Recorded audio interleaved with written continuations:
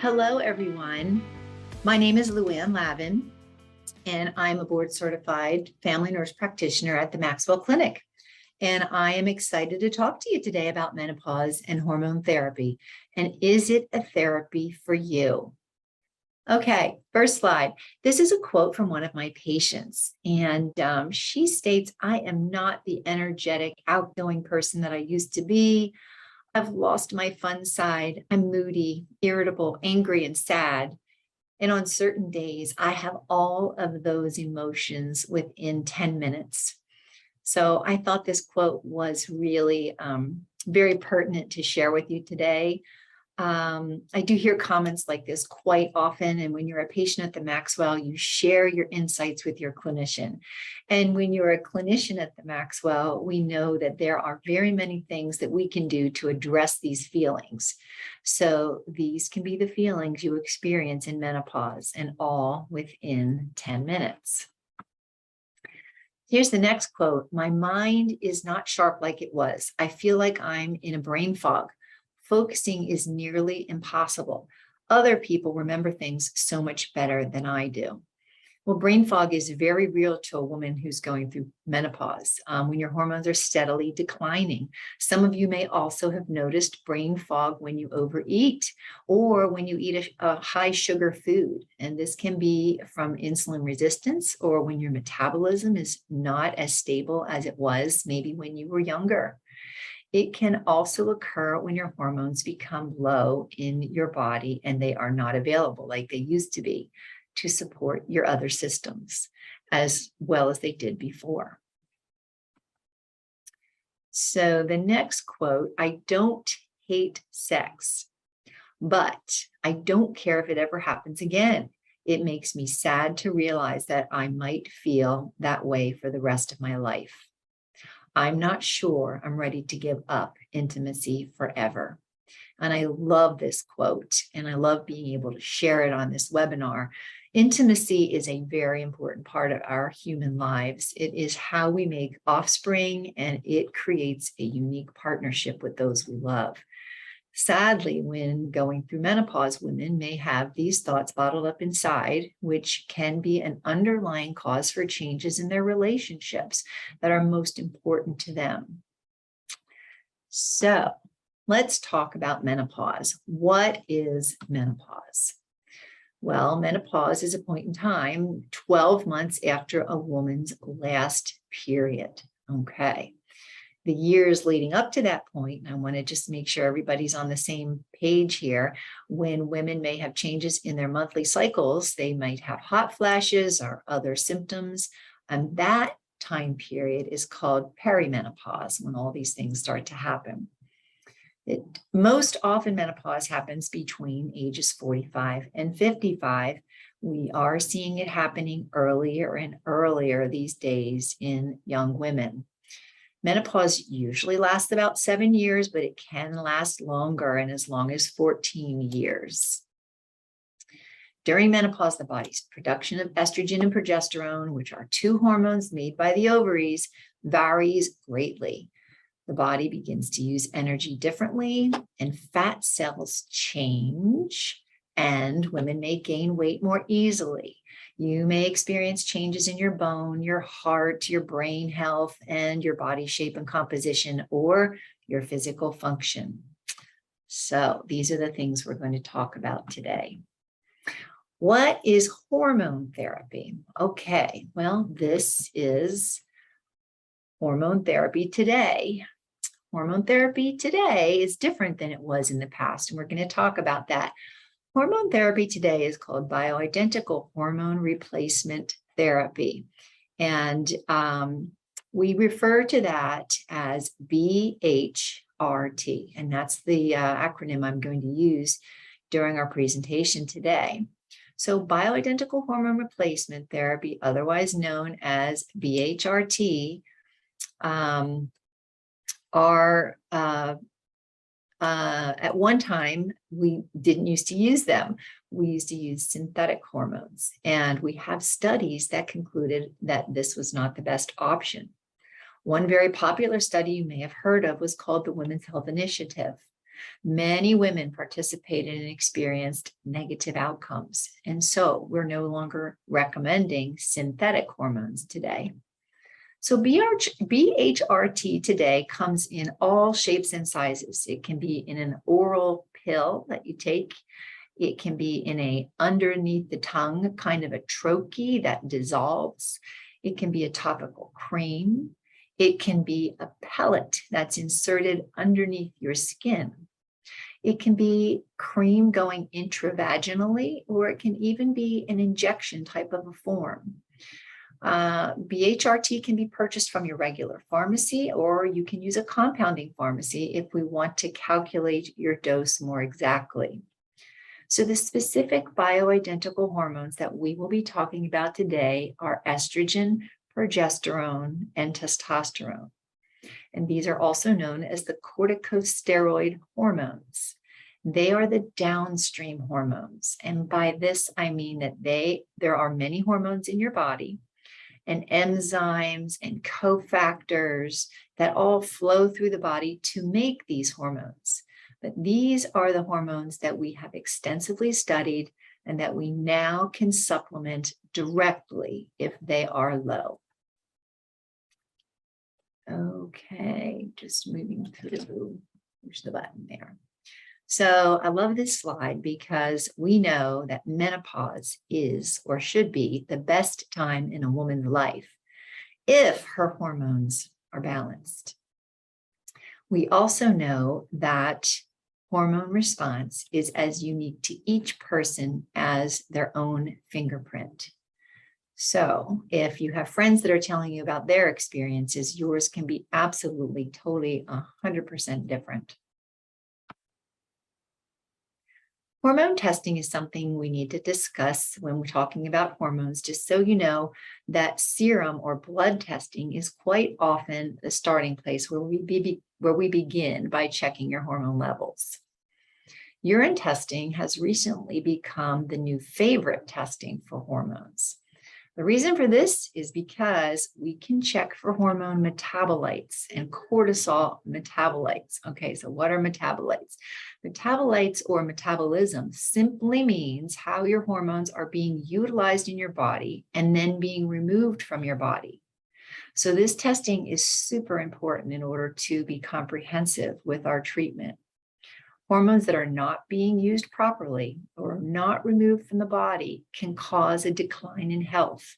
And this is another reason why we are able to provide hormone therapy much more safely than ever in the past, since we have urine metabolite testing now available. Saliva testing may also be used for convenience, certainly not having to get stuck by your blood. Testing can provide hormone levels with saliva. It also can provide information about your cortisol, which is another hormone. And you're going to learn here shortly how cortisol can really displace your corticosteroid or your hormones of estrogen, progesterone, and testosterone. So most frequently, more than one testing modality is indicated. Personally, I like to see both serum through the blood and urine testing at different times so that I can be able to know that my patients are really utilizing and removing their hormones correctly from the body. So now we're just going to talk about prevention. And I think this is a really great time to interject and talk about that we absolutely have no studies to date that bioidentical hormones can cause cancer. However, you are about to learn that hormones do contribute to continued growth as they support the continued growth of our cells.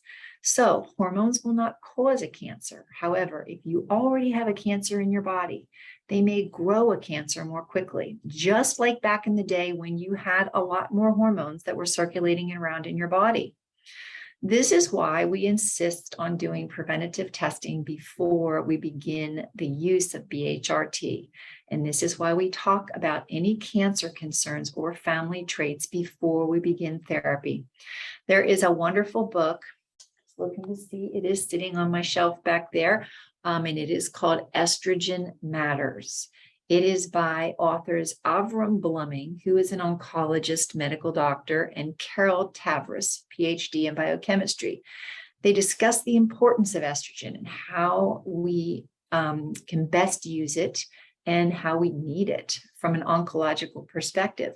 So for any of our patients at the MaxWell who are concerned about cancer or may have cancer risks, we go through this book and we make a plan. So the United States Health Preventative Task Force recommends a mammogram that should be done annually, okay? And a PAP that should be done every 3 years for women who are ages 21 through 65. So depending on your individual risk factor, we may want to do a PAP more frequently if you're having issues down below when you're using BHRT or thinking about using BHRT. This risk stratification can be personalized for each woman. And for women over 65 who choose to use BHRT, I recommend continuing annual mammograms. And depending on each person's PAP history or health factors, then we have a discussion on the best prevention for them. Keeping up with your colonoscopy is also very important. And also you can use the Cologuard testing. As long as your gastroenterologist is okay with that. Sometimes they might want you to have the colonoscopy instead, and that's fine. But doing one or the other, very important. Also, having a DEXA scan for your bones can allow you to see a baseline if you're choosing to use BHRT. And also, a MOCA or a Montreal Cognitive Assessment Test can allow you to see a baseline so that when we're working with BHRT, you can see improvements in brain fog. And these are up and coming, but we do offer them here at the MaxWell and encourage them depending on what we're trying to accomplish with our different patients. So, how do we move forward and how do we best balance our hormones? How do we help our hormone system to be balanced? Well, we are a complex system of systems. So hormones are influenced by all the imbalances in our system. And you really can never just look at hormones by themselves. They are so intertwined into your body. This slide here, I want to just explain a little bit because hormones are heavily affected by your gut, your detoxification system, your adrenal glands, and your neurological system, just to mention 4 things. But I chose them to be the most important ones to talk about today. The picture of the woman on your left is basically just showing she's focusing on her gut health. And the one in the middle with all the smoky stuff around it and the skull guy is having problems with detoxification, obviously. The little guy in the middle who's got his hands over his back, that's where your adrenal glands are located, little glands on top of your kidneys.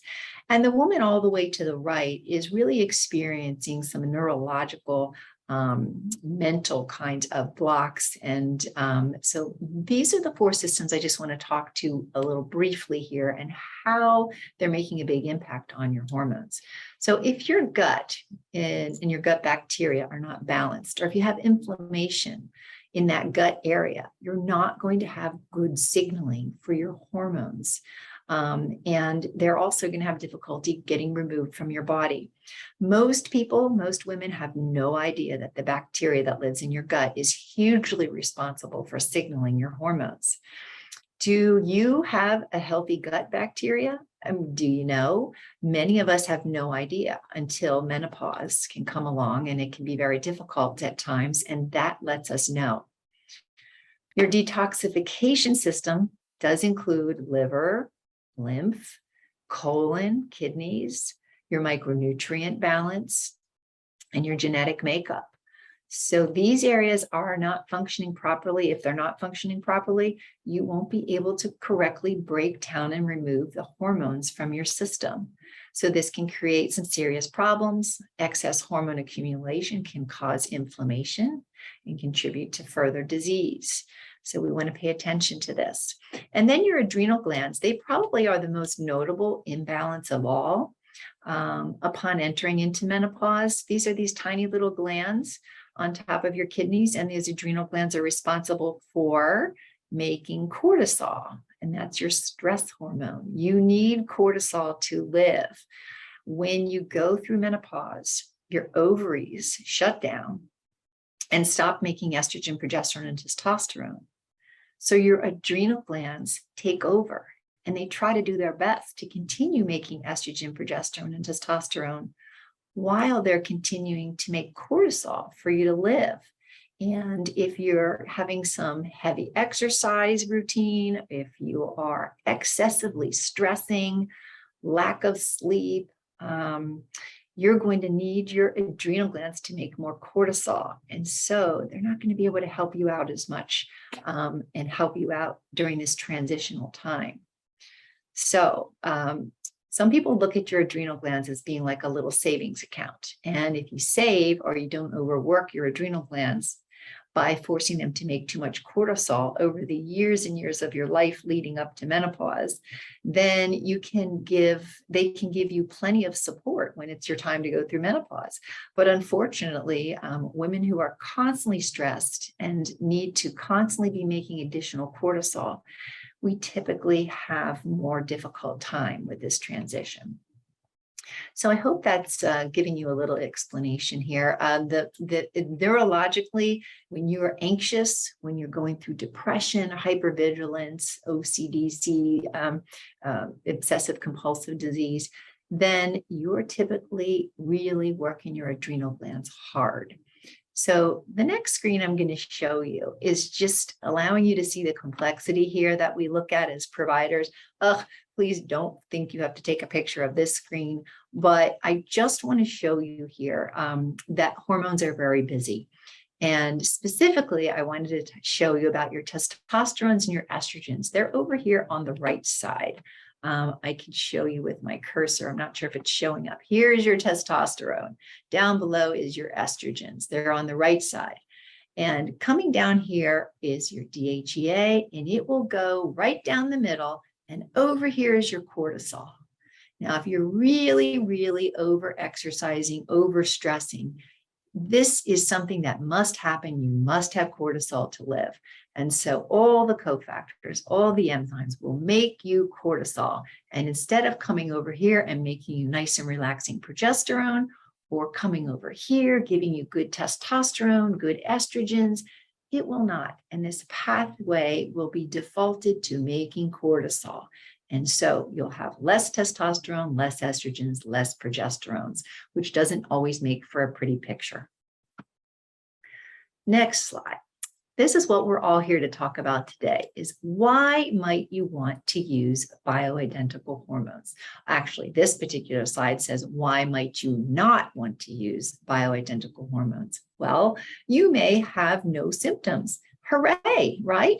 No hot flashes, no insomnia, no irritability. You're doing great, and it's menopause, and you are a year out, not having any menstrual cycles, and everything is good. Well, you also might not have any brain issues. You're not having any brain fog. You're not having any heart issues.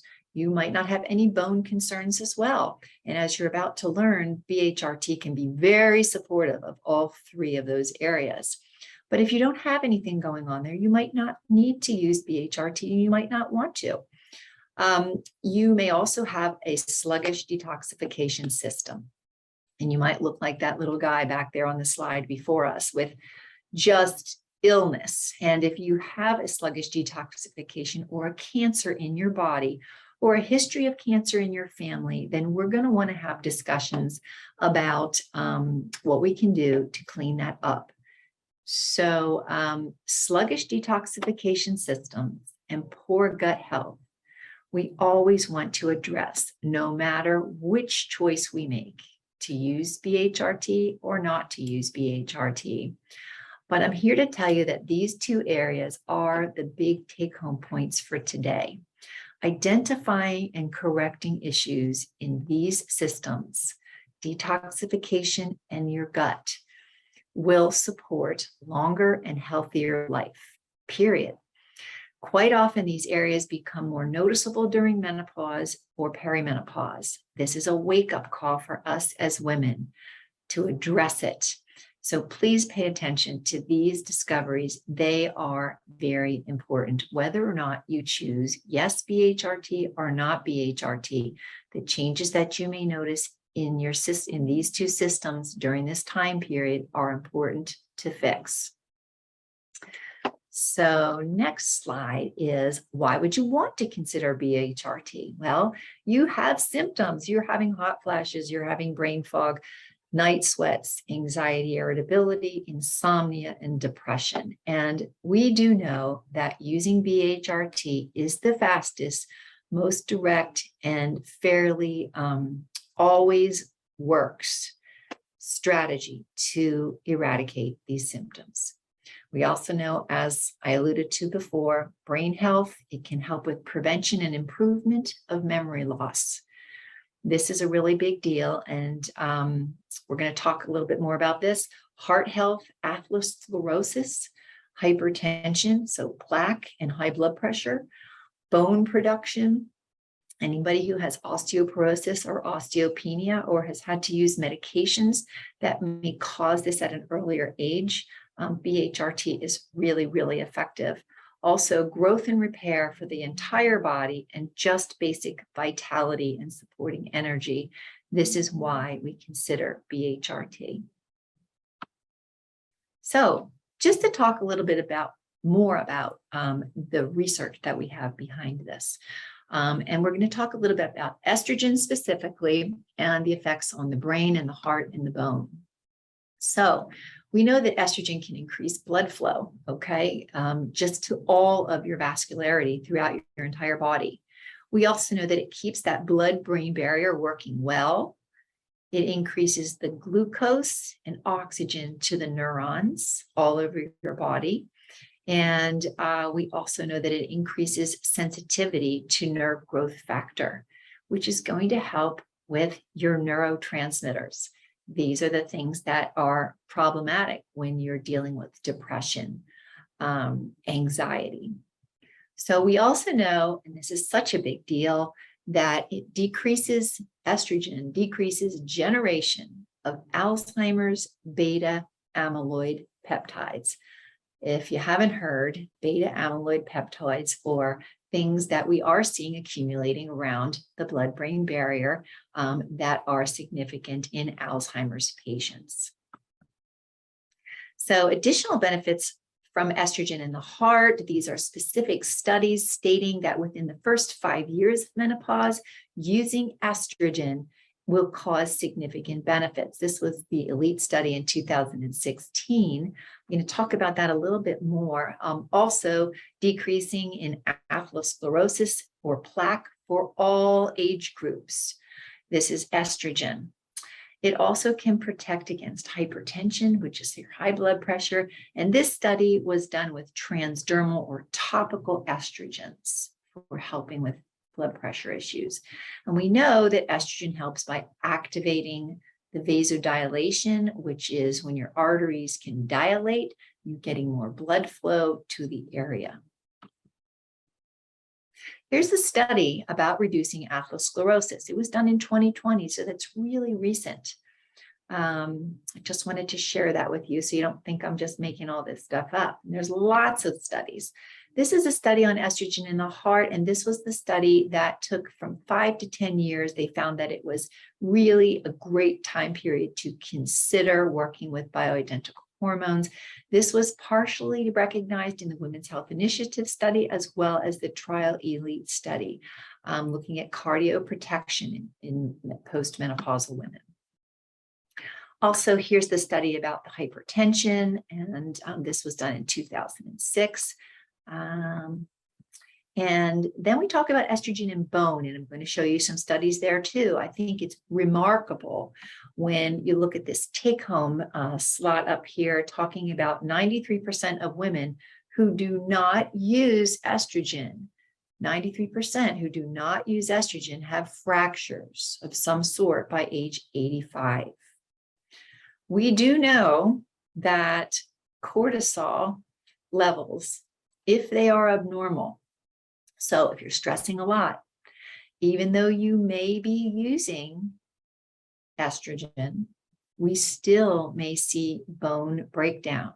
So quite often, it may not be about just using estrogen. If you're still stressing and we haven't been able to address that, we will still see bone breakdown even with estrogen. Nutrients alone are not enough to prevent osteoporosis. We do have studies that are showing that to us. We also know that estrogens have been shown to help build bone structure, and they have been proven to be equal to the bone supportive medications that we are using for osteoporosis. So here's a study on estrogen and bone health. This one was put out in 2007, basically showing about bone structure and improving and helping to build bone structure. Here are two studies that were the studies that they used to use estrogen as well as alendronate, which is one of the osteoporosis medications that we use, and showing how they benefited equally. A lot of people have side effects with those medications. So what about progesterone and testosterone? Those are the other two hormones that we really want to discuss today as well with BHRT. We do know that benefits of progesterone and testosterone, both of these together, help to lower blood pressure and cholesterol. We do know that low testosterone in men is associated with hip fractures. And we also know that a lot of the studies were done on men. It's difficult to do studies on women because our hormones are always changing. We do know also that progesterone and testosterone help to build bone, and testosterone specifically will strengthen bone.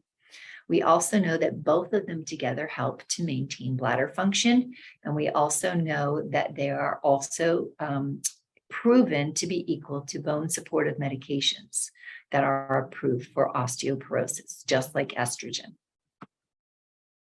So you might want to take a picture of this slide. This is progesterone and all the wonderful things that it can do for you. I would say I want to just hit on the very first one and the last one. Progesterone helps prevent anxiety, irritability, and mood swings. And this can be really evident when you're first working on the first signs of menopause and really feeling irritable. We know that progesterone is typically the first hormone to decrease. And so those of you who are out there who might be feeling it, this is why. Also, the very last thing on this slide, that estrogen has a positive effect on sleep. I can't tell you how huge this is. I absolutely love helping women who are in perimenopausal stages or postmenopausal stages, not being able to sleep, have tried everything, and progesterone really makes a big difference. Here's a slide on testosterone support. Also feel very free to take a picture of this as well. Sexual interest, and this kind of makes me go back to the initial quote about the woman who was really sad about not having sexual interest anymore. And certainly testosterone can be a big part of that. It is multifactorial, but testosterone is a big part of that as well. And it also helps with depression. It can help with decreased body fat. And so it also plays a part in memory as well. Here are just a whole lot of different studies that were done on this. And I just want you to know that when you come to the MaxWell, we can go over these studies with you, depending on what's pertinent to your specific issues. This is BHRT and the heart. And the atherosclerosis study as well. I did throw a couple of other slides in here, and now I'm talking about some autoimmune disease connections that we're just beginning to make with BHRT support. Here's one with multiple sclerosis showing that a first pilot trial of estriol showed encouraging results. We want to do more studies, especially for the treatment of autoimmune diseases like multiple sclerosis. Here's a second study that was with multiple sclerosis as well, looking at transdermal or on the skin testosterone.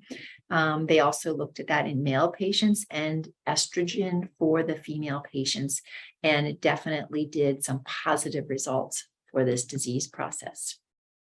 This study right here is my absolute favorite. This is the Women's Alzheimer's Translation Research Board study. This looked at 400,000 patients that were studied for 10 years, showing a 60% decrease in Alzheimer's disease.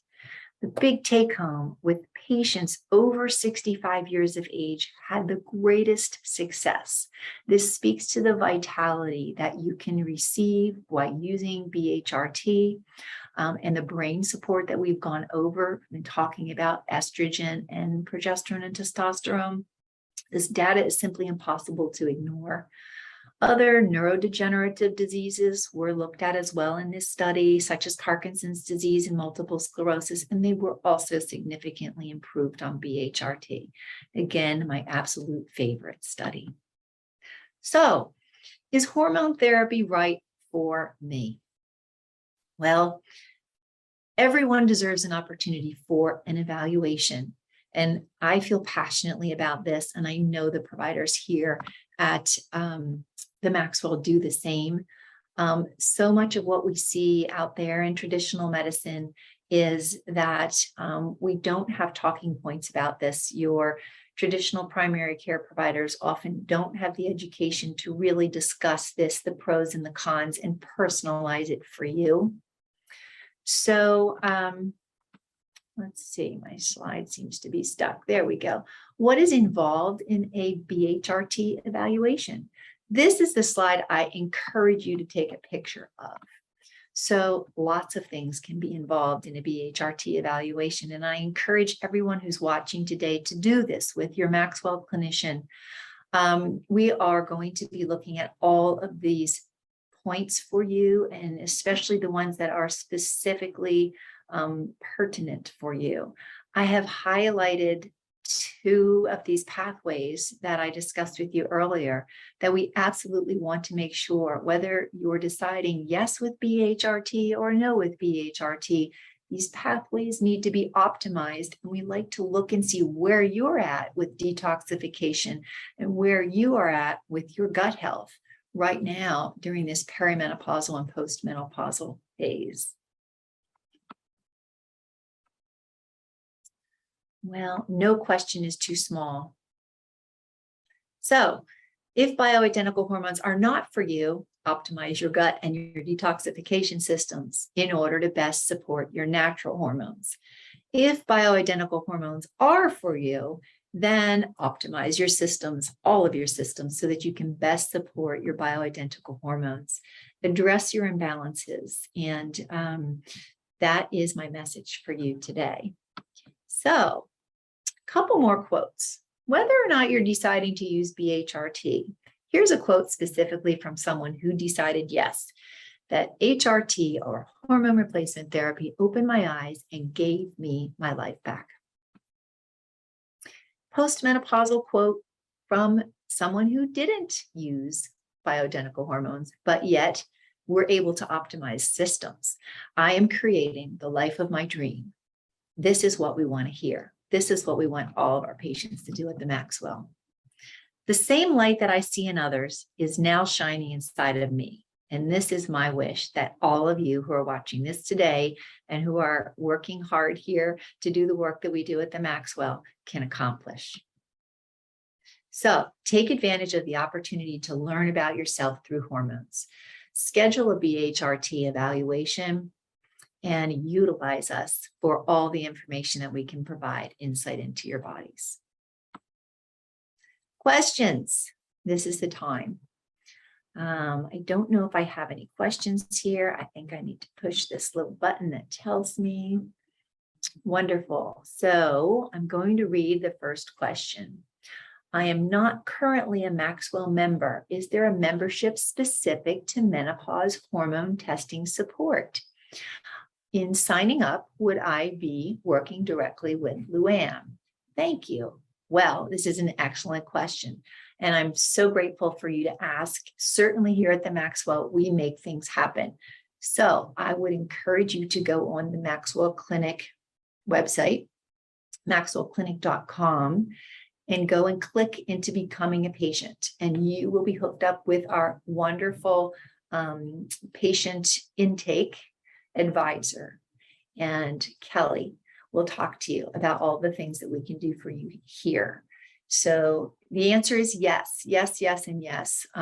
We at the MaxWell figure out ways to help people. And certainly the first step is becoming a patient at the MaxWell and getting out of your visits what you want and what you need. So I hope that answers a question for many of you out there. And thank you for listening and taking the time.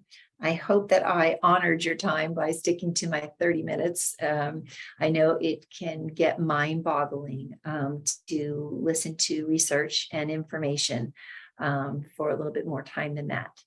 So I don't see any more questions, and I know that there certainly may be plenty.